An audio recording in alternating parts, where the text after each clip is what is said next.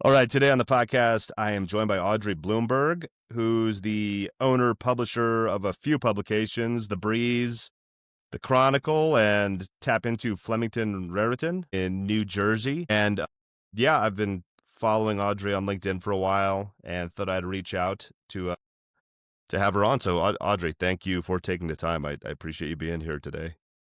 Thanks for having me. Yeah, no problem. So just for the audience, could you just, and myself, because we just met, could you just give us a little background on kind of your career in local media, your background, even, your life, your career, and yeah, in your own words, I'd love to hear that. Sure. So I'm a journalist by trade. I graduated with a journalism degree, and then really my whole career has been in local news. So I worked for a company called Packet Publications, and they were 11 weekly newspapers in central New Jersey. And I was the government reporter for two of them. So in two separate towns, I covered all the government meetings and police and fire and all of that. And I did that for 3 years, and there were issues as local news was starting to be a bit of a problem, and people were canceling subscriptions to newspapers and things like that. So we were doing our best to keep the local news going. And then from there, I moved to Patch Media, which was owned by AOL for a while. And that was my transition from print to digital. And so I was the manager of the Bridgewater Patch website in central New Jersey. And I launched that one. And that gave me the chance to not only be the writer but to also be the editor and to be in charge of what went on the site and to manage all of the editorial side of it. I wasn't the business side, I was just editorial. They had other business people, so I was doing that site for a while. And then I got a couple other sites when they started to expand. And so there were a couple other towns in Somerset County, New Jersey, that I was in charge of and partnered with others to work on. So I did that for another 3 years. And then the Breeze newspaper came up. It was actually started in 2009 by a couple living in Bridgewater, New Jersey, and they were looking to retire and move to a different kind of life. And they knew me from Patch, and I had been covering things that they were at, and we met and we spoke, and they offered me the opportunity. And so after some thinking and some soul searching and saying, can I really run a newspaper all by myself? I took it on. And so I became the owner of the Breeze newspaper. And they had a WordPress website, which was fine at the time. That was 2013. But the newspaper is a monthly paper. And as everybody knows in local news, a lot happens in that month. Mm-hmm. By the time the paper comes out, it's completely outdated, and whether it's police news or whatever it is. And so I wanted a way to bring people the news inside that month. And I found TAP. And so I was like, oh, here's a good opportunity for me to have the paper so people still get the prints, but also to be able to post things more frequently, more photo galleries, more, breaking news and all that. So I joined TAP. And so we had the TAPinto Bridgewater Raritan website, which mirrored the paper. I mean, they shared a lot of story. They still share a lot of stories, but again, I could expand further on TAP. And then in 2019, I took on the TAPinto Flemington Raritan site in Hunterdon County, New Jersey. And I did that with a partner for a while. And then this past year, we parted ways. And so I took on the site. And then last September, I started a newspaper there too. Wow, very cool. Are the Breeze and I'm sorry, the other paper, are you still doing print also? Yes. Yeah, you are. Interesting. That's not what I expected when I saw that you were kind of like a TAPinto franchisee. I don't know what the terminology is or whatever. I kind of assumed like you were in local media and you decided to go out on your own, but that's interesting that you kind of acquired the paper and then, because for anybody listening who doesn't know TAPinto, they offer kind of back end support and the build out of the site and everything. And you can go listen to I have a couple episodes with Mike Shapiro where he kind of goes into that more. But that's interesting way to bring it on. Like you said, a lot happens in a month. And I think TAPinto, I think you're supposed to I think that it's more of a daily cadence or weekly or something like that. So Daily. that's interesting. So what's the organization look like? I know that you're the owner of a few, like what's like the staff size of each one, or do you have like overlapping kind of, functionalities between like people working for you between the sites or anything? How's that all work? So I'm the owner operator of the two newspapers and then the franchisee for the two websites. I am staff. But Gotcha. then I have a team of freelancers. Okay. that work with me. So we have 5 freelance writers who cover individual beats in the different towns because there's the 2 sites and the 2 papers, it's a total of 5 different towns with government meetings and with all of that, and then another 4 board of educations with their own meetings and all that stuff going on. So I have this team of freelance reporters who each have a beat that they cover, whether it's, the municipal government or the board of education. And then I have 3 photographers, 3 freelance photographers who go to the big events and the school plays and the football games and all of that. And they take all the photos. So it's me doing the editing and the layout and the advertising and all of that. And then this team that makes it stay afloat Gotcha. because they write What's majority of the the content. I'm not super familiar with like the geography of New Jersey. Are all these towns pretty in a tight kind of corridor together geographically? Yeah. Yeah. Yeah. So the Bridgewater, Raritan, they're in Somerset County. And then the other towns, Flemington and Raritan and Reddington, they're in Hunterdon County. So they're in adjacent counties. Okay. Okay. I guessed that, but I wasn't sure. Cool. How so we've talked about TAPinto a few times, and like I said, I've had Mike on the podcast a few times, and he's spoken in depth on his end of building the business and what they provide for publishers. But I'm curious for anybody listening, like what does that look like on your side? Like what do they provide? How does that work for you? If you could expand on that a little bit. Sure. So the biggest thing that I saw when I first came on was that they were providing the back end support. I will freely admit I know nothing about website design. Absolutely nothing. I tried. I did not understand the coding, and that's not my brain. So the first thing that I saw was that they're providing all of that to me, and if there's a system error, they can help fix it. And if there's something that I don't understand how to fix on the look of it, they can help me. So that was a big thing for me. They do the design of it, of the site, the overall design, and then I fill it up and I make it look how I want it to look and which sections I want where and all of that. But if the site goes down, if there are changes to be made, if there are updates to be made, that's all them. And that was a huge draw for me. But once here, working by myself, I didn't have a support team of people. If I'm writing a story and I really need another set of eyes on this, or I need to know if I'm being neutral enough, if I need to get some more comments, if I've made sense in what I've written. So that team has been nice. There's a director of content who I can go to and say, hey, can you just take a look at this? Tell me if what I wrote makes sense. Tell me if somebody who is new to this would understand what I wrote. So that's a huge help. And then the other thing is that there's a team of other reporters, editors. We share stories with each other. When my sports team plays another town sports team, we don't both have to send people. We can share it. And then we get a uniform story. We get uniform photos. When there's something going on countywide, we can share that. And that way, again, we get a uniform story with the correct information, with, the appropriate information. We'll put it that way. So on my end, the support is what's been really helpful for me. Both advertising, because we can share advertisers across the network, and just when I need help with something as a sole business owner, it's nice to have that extra support when I Yeah. need it. Yeah. And there's a lot of it, and I appreciate that. Yeah, and I think they've been building it out for some 20 odd years or something like that. So I'm sure it's pretty robust by this point. That's great. Yeah. In terms of the business, if I recall talking to Mike, and it might be different because you have papers, but so it's mostly ad supported, right? Is that the main kind of revenue lever for Yes. you? And I know you can share advertisers across the network, which I'm sure is a help. But what goes into kind of like funding the paper? Is it just boots on the ground, relationships, finding people like that? Do they help you with a media kit at all? TAPinto, or Yeah. how's that all that stuff work?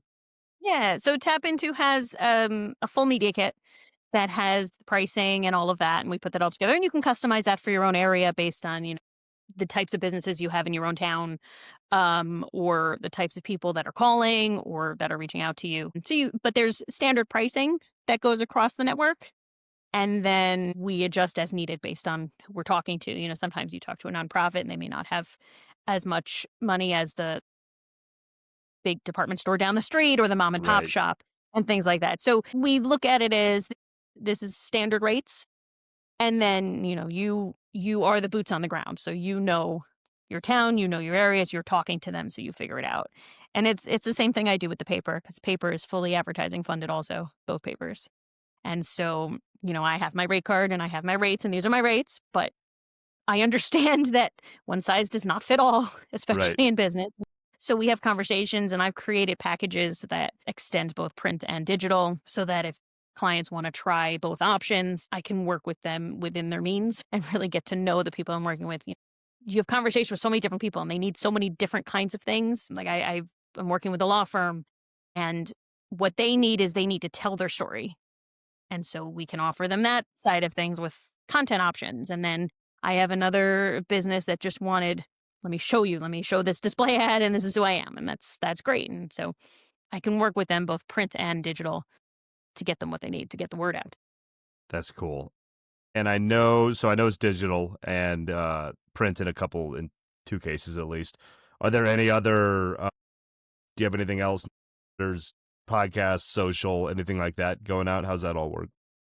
We have a daily e-newsletter that goes out. I mean, that goes out when you have new stories the day before, so pretty much every day. We do things like e-blasts, individualized emails that go out to the subscriber list. That's just the advertiser. We do social media posts and everything. We have Facebook. Um, I I haven't used X very much because I didn't get as many subscribers on there. Most of them come on through Facebook or the newsletter.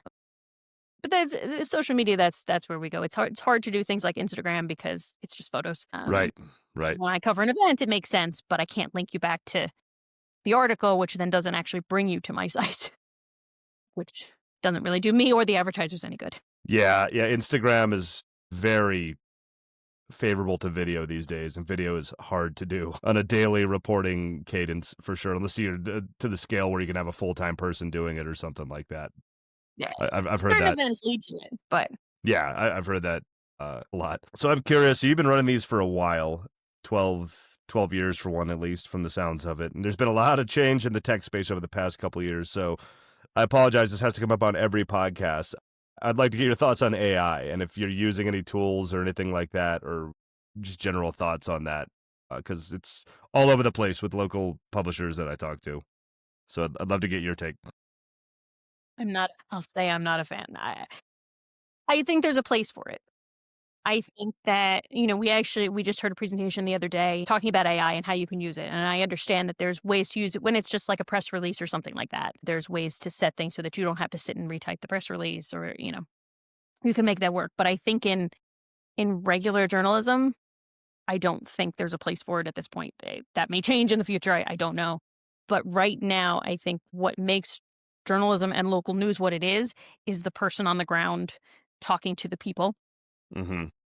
being available to ask follow-up questions, listening to what they have to say, and really getting a sense of who the people are so that you can expand on their world and know what matters to them. I mean, one of the towns, there's a lot of redevelopment going on. They are redeveloping their entire main street with this big project that's going to have apartments and businesses and things like that. And we did a whole story speaking to the other businesses on Main Street and saying, how do you think this will affect you? Is this going to bring more business for you? Are you concerned? Are you excited? And I don't think you get that without a real person. Yeah. People were excited to talk to us about that and to tell us, we're looking forward to it because it's going to bring more people to Main Street, and therefore they're going to see our shops. And these are all mom and pop shops. Some really cool ones. I like owning them myself. But you have to have a person who is listening to them and is talking to them and is following up with, I don't want to say feeling questions because we try not to be biased when we write, but who are really there for the business owners and there for the residents and there for the officials and everybody else. They have to be listening and they have to be paying attention. And I'm not convinced you're going to get that yet. Yeah. With how AI is right now. It could change in the future, and I'm open to watching it change. But I think the real push or the real draw of local journalism and local news is those people who are there in your community and Yeah. who are people. I agree. That's kind of the point of local media in general, And I've had some, because, I'm open to a lot of the stuff. I use AI in my business, and most of the use cases I've seen in local media, like the people that are thinking about it in the right way, none of them are using it to actually produce content. It's more, from what I've seen, it's like speeding up slow processes on the back end. You know what I mean? I put up a post this morning where there's some transcription tools that help, like, just an example I thought of recent that I saw recently. Some transcription tools where you can basically record a city council meeting and just collect all the information. And then your reporter can easily parse it, stuff like that, speeding it up. I think that's where more of the space that I get excited about is. And but actually writing it or like talking to people, that's I don't think that's going to happen for a long ways away. But there's And I used that once to transcribe a meeting did you? just so I could see it Yeah, written down. I was watching the video of it, and there was some video issues and whatnot. And I got the transcription of it just to see what would happen. And, I was going to write the story myself, but just to see what the transcription looked like. And it was, they took 40 pages of minutes down to whatever it was. And I'm going through it. I'm like, all right, well, it's pointing out the things that happened. But what ends up happening is it focuses too much on things that may not be important if you're actually right. listening. I mean, I found that just because a city council spends a lot of time talking about something, that doesn't mean it's as important as the resident who came up and was the only person to speak on an issue. Right, right. And you only get that by sitting listening to the meeting, whether it's on the video or whatever it is. You have to get the sense of what's happening by being in that moment. We just had a Board of Ed meeting, and a lot of people came up to talk on a lot of different topics in public comment, and only 2 people spoke on one issue. And we're doing a story on it because it's an issue that's of importance to a large section of the community. Maybe more will come and talk later, but the transcription would have picked up a little bit of it, but would have focused on something else that was not quite as important. Right. Yeah, that makes sense. That makes sense. Yeah, I have to get everybody's take on it because it's all over the chessboard. How people are using it. But I would do want to hammer home to the audience. I have yet to come across anybody. Well, there's some scammy businesses out there doing like 1 million newsletters or whatever, but nobody's reading those anyway, really. But most of the local media orgs I see, they're using it for other than content creation, just like tools to speed up their processes and stuff. So cool. Yes. And make sure we get things right. I mean, Yeah, the one yeah. good thing with the transcription is if you're trying to get an exact quote, sometimes you miss a word here and there. This way Right. you'll get it. Yeah, it's That, pretty good at that. It's pretty good at that yeah. stuff because I transcribe most of my calls just from my own notes and stuff, and it's pretty good. I'm like, when did so and so talk about this thing, and it'll find it for me, and then I can read it, and then I can also listen to it to make sure it's correct. So Yeah, that's helpful. yeah, Just definitely. that's the one thing. We must get those quotes correct. Yeah, It's yeah, just for sure. there's nothing more important. So if I like to ask this to a lot of people because local media had a rough go last couple decades. I'm optimistic that there are new models and ways to turn it around from a sustainability standpoint. But I like to ask people just to see how their minds are working. If you suddenly had an unlimited budget or say a greatly inflated budget with no strings attached, what's something you'd try? Something maybe unconventional that you'd try with your publications? I was thinking about this question. Yeah. And I was trying to think what if there's something unconventional that I would do. And the most important thing that I came up with, and it's going to sound conventional, and I apologize. That's okay. I would get a full-time staff. That makes sense. It's the one thing that we're seeing in journalism, and I've watched with my friends and things is they're cutting staff across the board. And the one thing that I've always said, well, my model works because number one, I go to every home, so there's no subscriptions. But number two, I'm a one-woman show. And so while I have freelancers and could not do this without them, I want to make that very clear. I could not do this without them. Yeah. I'm the sole employee, right? And so to think of what I could do if I could bring these people on staff, and if I could take the people who have been doing an incredible amount of work already, Mm-hmm. just as freelance, and say, look, I can give you now a full job, and you can do some editing too, and I love doing layouts, so maybe I'll just stick with that.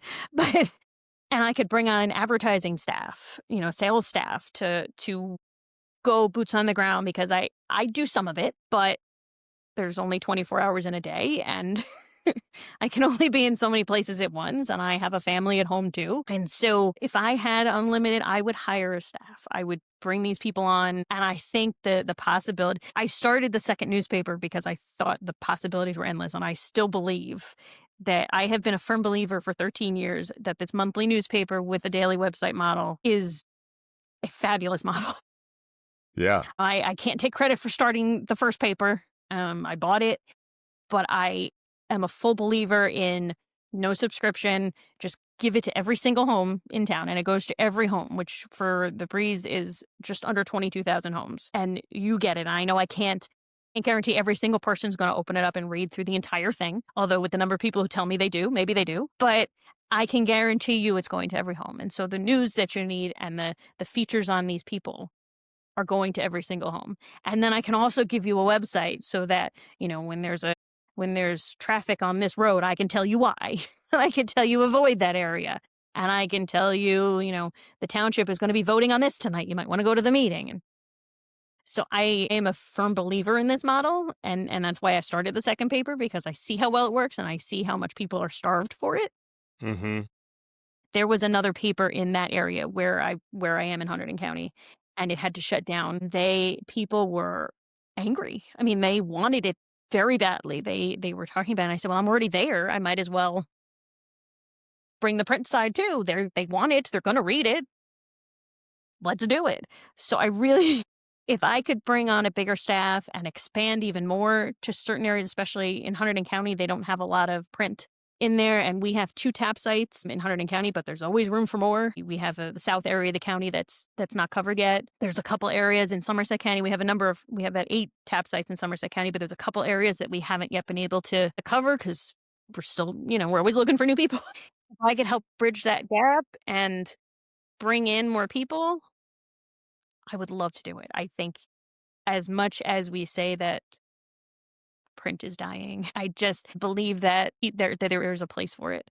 And I believe that people want it. And if I could have unlimited funds to do it, I would immediately. Yeah, that's awesome. No, that's a great answer. Um, and I've seen these like kind of signs around because I follow a lot of the stuff that print is making a comeback in some areas. I had a lady on the podcast who runs a site called Planeta Venus. It serves the Spanish speaking community in Wichita, Kansas, and she started as an online radio station, and then digital, and then the Spanish speaking community in Wichita, they were like begging her for print. And like, so she's like, okay, I'll expand it to print. And they love it. They love just reading it.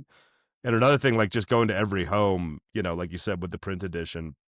And Jonathan Keeling on here, he's from the Institute for Nonprofit News. Because I was just looking at a video I did with him. And he said something like the dirty secret of local news was always that, not everybody's a news hawk, but that newspaper shows up and you're like, oh, you see the local high school score, or you see some cool event that you want to go to, and then you're perusing, and then you're reading about what city council voted on, and then you're more informed and everything. So it's really important like that. And that's what we do. I mean, on page 8 of both papers, I have the community calendar, Mm-hmm. and I've got the list of, what's going on in certain places and, flea markets and this and that, whatever. And then I have in both papers a listing of all the library programs that are going on for that month. So we have those little things. And then the front page is always, hopefully, depending on what's going on that month, some kind of photo gallery or some kind of something. And then we do sports in the back. And, families like seeing their kids in the paper. And a lot that's where I get my feature stories from. Parents calling me and saying, "Hey, my kid won this award or started this." I've had a lot of kids who started nonprofits recently or things like that. And it's like, let's write about them. Yeah. That's really cool. Yeah. And families like seeing that. And the kids like seeing that. The number of the high school kids who work with me. It's been great. I mean, when I was in high school, my local paper did this too. They had a page just for the high school newspaper. Nice. That's cool. Some of our stories. That's how I was published first. Get some of our stories, and they would put it in there. And it was our weekly paper, and so I do that with the high school here. And I publish a couple of their stories every month, and it's things that I would not necessarily go to, or they couldn't invite me to because of rules and things like that. But it gives a little insight into the community, and it's the kids writing it, Mm-hmm. and they love it. Yeah, that's cool. I like that. Okay, so I've gone through most of my questions. I did want to ask you one other thing. Is there any significance to the spelling of some of your publications? Like, for instance, the Breeze the BR is both capitalized, and the Chronicles, the CH are both capitalized? Just for my own curiosity, I was wondering. Yeah. So the Breeze BR is Bridgewater Raritan. Okay. two towns. They're separate municipalities, but they share a school district. I see. So their saying is "We are BR." I see. So Okay. BRs. And then for the Chronicle, the three towns that I cover, they go to Hunterdon Central High School. So I was playing on the Central Hunterdon for Gotcha. Chronicle. And stuck with the I put branding. I like it. I was just curious. I'm like, there's got to be some kind of meaning behind that. So I wanted to ask just to pique my own curiosity. Great. Audrey, this has been great. Can you tell people if people can find you online or anything you'd like me to link to or promote your Sure. websites? I'll do all your websites and everything as well. That'd be great. Yeah. Yep. The websites are at thebreezenj.com for Bridgewater Raritan and thechroniclenj.com for the Chronicle, and it links directly to the TAP sites. And that's where I am. I mean, we have both sites have Facebook pages. I'm personally on LinkedIn, as you know. Yeah. Yeah. I think that's where I found you. Yeah. Awesome. I'll link to all that, and yeah, everybody go check it out. And Audrey, thank you so much. I really appreciate you taking the time. This is fun. Thank you for having me. This was a Yeah. lot of fun. Yeah. Awesome. All right. Have a good day. You too. Thanks.